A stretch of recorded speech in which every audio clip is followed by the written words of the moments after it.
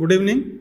Today's topic is Yes Bank, which has become now called as No Bank. In the TV news, many people are suffering because of depositors, borrowers, lenders, employees. All are suffering because of the action taken by the RBI, the precautionary actions taken by the RBI. Well, how long this issue of bank failures? Since how long it is happening? Well, soon after the nationalization of the banks, there were instances when Punjab National Bank, somewhere some political person to the extent of Prime Minister was named and saying that, give the money. And then MDs and people, they have to give, and then that money don't come back. That becomes, so the banks comes into reds.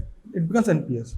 Since then, many banks have gone, many problems have taken place. Recently, PMC Bank, and now it is Yes Bank. And many more banks might be in the line. That's what the people are thinking. So what about the depositors? What about the borrowers? What about the employees? So these are the questions which we have to get answered today.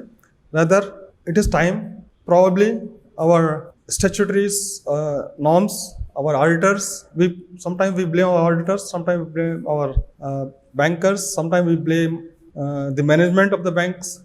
Okay, definitely there's some flaw somewhere is there in the system, which is causing all these banks which are weak to become weak and then show off one after the other. Of course, the banks are now being merged with one bank to other bank, healthy bank, and the process is on. Similarly, as Satyam was taken over by the Mahindras, now as Yes Bank is being substantiated in the equity form by SBI. Okay, so these are the things will definitely continue, and these are the welcome steps. However, there has to be a discussion, there has to be a solution for the anomaly, so that in future such things should not happen, and what precautions one can take. Giving the issues to the ED, it should be the last resort. Whereas we have finance ministries, RBI and other regulators. In between, if necessary, auditors are there. So this should be really taken up in a fashion as a business model. And as the RBI has said that any company which is having turnover more than 250 crores, any NPS, anything has to be reported to the RBI directly.